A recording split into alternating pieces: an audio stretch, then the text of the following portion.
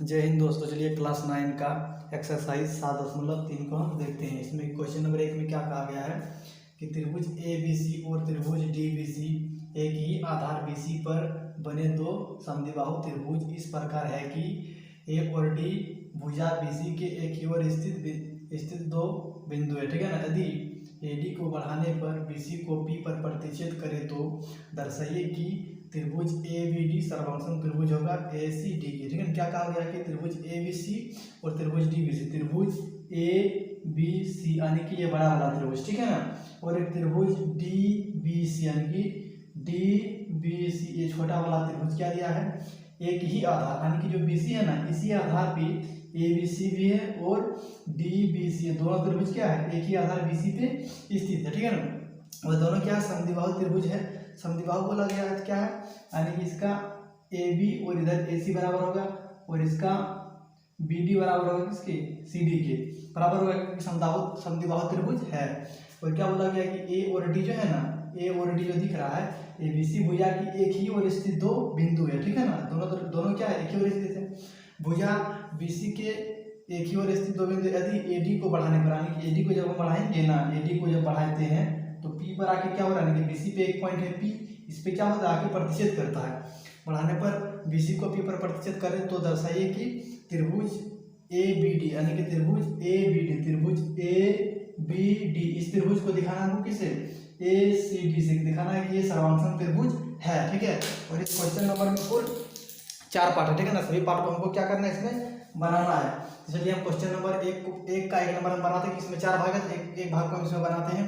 सबसे पहले लेंगे ए बी डी, त्रिभुज ए बी डी से, त्रिभुज ए बी डी तथा त्रिभुज ए सी डी में, यानी ए बी डी तथा ए सी डी इन दोनों त्रिभुज का हमको सर्वांगसम सिद्ध करना है। ठीक है। अब क्या हो गया, ए बी जो दिया है ए बी बराबर होगा ए सी के। ठीक है। और ये दिया गया है, लिखना है ब्रैकेट में क्या है ये दिया है। उसके बाद क्या लिखेंगे बी डी क्या सी डी के बराबर है, बी डी बराबर क्या होगा सी डी, ये भी क्या लिखना है ब्रैकेट में दिया है। सेम चीज जैसे हम डॉट लगा दे रहे हैं तो लिख लेना आपको कि यहाँ पे ये दिया है।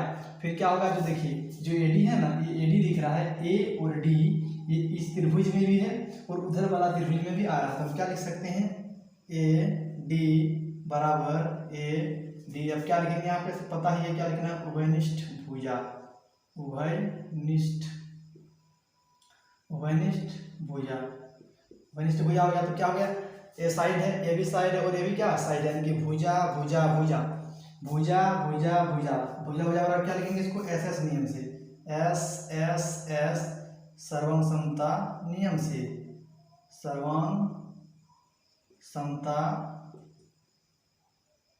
नियम से। अब क्या लिख सकते हैं, त्रिभुज ए बी डी, त्रिभुज ए बी डी सर्वांगसम त्रिभुज होगा त्रिभुज ए सी डी का। ठीक है। चलिए अब क्वेश्चन नंबर 2 को करते हैं। क्वेश्चन नंबर 1 का 2 करते हैं। क्वेश्चन नंबर 1 का 2 में कहा गया है कि त्रिभुज ए बी पी सर्वांगसम त्रिभुज होगा ए सी पी के, यानी कि त्रिभुज ए बी पी सर्वांगसम होगा ए सी पी के। इसको हमको दिखाना था। हम क्या लेंगे त्रिभुज ए बी पी से। ठीक है ना। त्रिभुज ए बी पी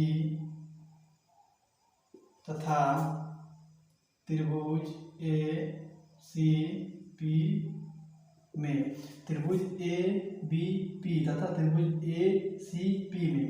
अब क्या देखते हैं इसमें क्या क्या बराबर आ रहा है। सबसे पहले देखेंगे ए बी बराबर है किसके, ए सी के, तो ए बी बराबर ए सी, ये क्या है क्वेश्चन में ही ये दिया है। ठीक है ना। इसको लिखना है दिया है। उसके बाद क्या देखेंगे बराबर, क्या देखिए जो ए पी है ना, ए पी इस त्रिभुज के लिए भी है और उस त्रिभुज के लिए भी है। ठीक है। तो हम लिख सकते हैं ए पी बराबर ए पी और ब्रैकेट में क्या लिखना है उभयनिष्ठ भुजा, उभयनिष्ठ भुजा हो गया। ठीक है। अब क्या देखेंगे कि देखिए ये कोण जो है ना, ये कोण क्या लिखेंगे कोण बी ए पी, कोण कोण बी ए पी बराबर होगा कोण सी ए पी के, कोण सी ए पी के बराबर कैसे हुआ, ब्रैकेट में कारण देना है, क्योंकि त्रिभुज जो हम सिद्ध किए थे ए बी डी, त्रिभुज ए बी डी सर्वांगसम त्रिभुज ए सी डी के संगत कोण, क्या लिखना है, संगत कोण हो गया। अब क्या हो गया देखिए, भुजा भुजा कोण, भुजा भुजा कोण किस नियम से बन गया, भुजा भुजा कोण, तो क्या लिखेंगे इसमें एस ए एस सर्वांगसमता नियम से, सर्वांगसमता नियम से आप लिख सकते हैं कि नहीं, त्रिभुज ए बी पी सर्वांगसम त्रिभुज होगा, त्रिभुज ए सी पी का, ठीक है, ये हम प्रूव कर दिए। चलिए अब क्वेश्चन नंबर 1 का 3 देखते हैं। चलिए क्वेश्चन नंबर 1 का क्वेश्चन नंबर 3 देखते हैं, इसमें क्या कहा गया है। क्वेश्चन नंबर 3 में कहा गया है कि एपी कोण ए और कोण डी को समद्विभाजित करता है, यानी कि जो एपी जो लाइन आया है, एपी जो लाइन है ना, क्या कर रहा है कि कोण ए को 2 बराबर भागों में बांट रहा है और कोण डी को 2 बराबर भागों में बांट रहा है, इसको हमको सिद्ध करके दिखाना है, ठीक है ना। तो सबसे पहले हम क्या करते हैं कि बी ए पी, ठीक है ना, क्या लिखेंगे कोण बी ए पी बराबर होगा किसका, कोण सी ए पी के, ठीक है ना। कोण बी ए पी बराबर किसका होगा, कोण सी ए पी के बराबर कहाँ से हुआ, तो इस ब्रैकेट में हमको कारण भी देना है, चूंकि त्रिभुज ए बी पी, त्रिभुज ए बी पी सर्वांगसम त्रिभुज ए सी पी के क्या लिखना है, संगत कोण है, क्या है, संगत कोण। तो सर्वांगसम त्रिभुज के संगत कोण क्या होते हैं, संगत कोण भी क्या होंगे, बराबर होंगे, ठीक है ना। तो यहाँ पे बराबर दिया हुआ, अब हम यहाँ पे क्या लिख सकते हैं, अतः, यानी कि ये दोनों कोण आपस में क्या हो गया, बराबर हो गया, तो लिख सकते हैं अतः क्या लिखेंगे, जो एपी है, ठीक है ना, एपी जो लाइन दिया हुआ है कोण ए को समद्विभाजित करता है,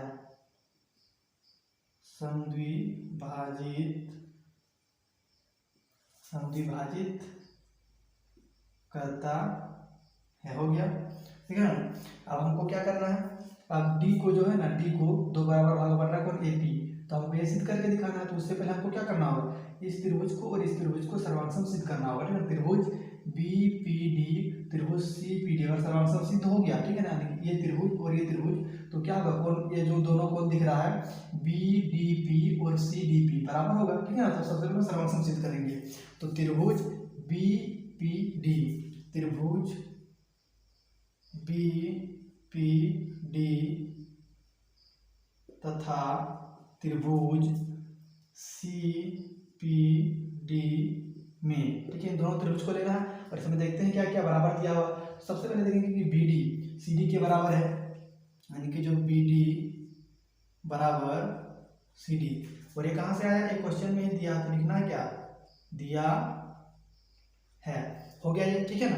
अब देखते हैं क्या बराबर, इसमें देखिए जो पी डी दिख रहा है ना, ये पी डी भुजा इस त्रिभुज में भी है और उधर वाला में भी है, तो हम लिख सकते हैं पी डी बराबर पी डी, यानी कि पी डी बराबर पी डी, क्या हो जाएगा, ये उभयनिष्ठ भुजा, ठीक है ना, उभयनिष्ठ भुजा, ब्रैकेट में लिख दो उभयनिष्ठ भुजा। अब क्या देखेंगे, अब क्या देखते हैं कि जो बीपी दिया हुआ ये सीपी के बराबर है, ठीक है ना, यानी कि बी पी बराबर क्या है, सीपी है। ये अब कहाँ से आ गया, अब हम आगे सिद्ध किए थे कि ए बी पी, ठीक है ना, और ए सी पी क्या सर्वांगसम त्रिभुज है, तो यहाँ ब्रैकेट में लिख सकते हैं, चूंकि त्रिभुज ए बी पी सर्वांगसम त्रिभुज होगा ए सी पी के, क्या हो गया, भुजा है, क्या लिखेंगे, के संगत भुजा, संगत भुजा भी क्या होगा, बराबर होगा, संगत भुजा बराबर हो गया। तब हम क्या कर सकते हैं, किससे बनाइए, भुजा भुजा भुजा, यानी कि ये भुजा तीनों भुजा आपस में क्या बराबर है, किस नियम से बन गया, ये एस एस एस सर्वांगसमता नियम से, एस एस एस सर्वम समता नियम से। एस एस एस क्या बन गया? सर्वम समता नियम से। अब इसको हम लिख सकते हैं क्या? त्रिभुज बीपीडी, त्रिभुज बीपीडी सर्वांशम त्रिभुज क्या होगा? सीपीडी का हो गया सर्वांशम। तब देखिए ये कोण और ये कोण बराबर होगा कि नहीं? होगा। बीपीडी यानी कि कोण बीपी यानी कि बीडीपी, कोण बीडीपी बराबर होगा कोण सीडीपी। किससे हो गया ये? सीपीसीटी से। क्या हो गया ये? बराबर हो गया। तो हम लिख सकते हैं क्या? लास्ट में लिख देना है कि अतः एपी कोण डी का समद्विभाजक है। कोण एपी जो दिया हुआ है क्या है? कोण डी का समद्विभाजक है। चलिए क्वेश्चन नंबर 1 का 4 नंबर देखते हैं। चलिए अब क्वेश्चन नंबर 1 का 4 देखते हैं कि क्वेश्चन नंबर 1 का लास्ट क्वेश्चन क्या कहा गया है इसमें कि एपी रेखाखंड बीसी का लंब समद्विभाजक है। ठीक है ना? जो एपी जो रेखा आया है ना नीचे, ये बीसी का क्या है?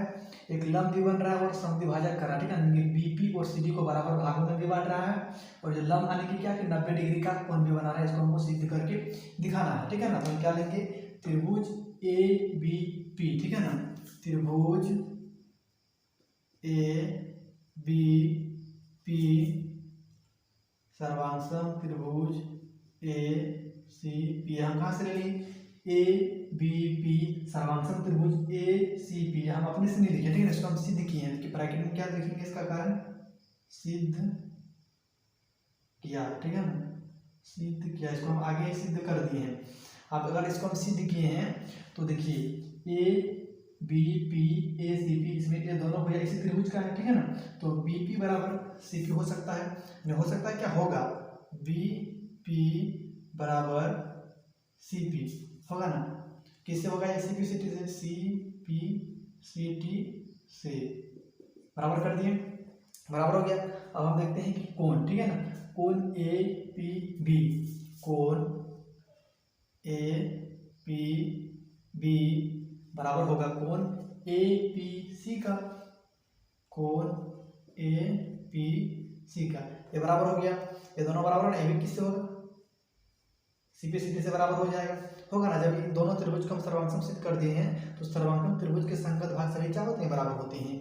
तो इस ब्रैकेट में क्या लिखना है? सी पी सी डी से यहाँ भी लिखना है। ठीक है ना? हम नोट दे दिए, आपको लिखना है।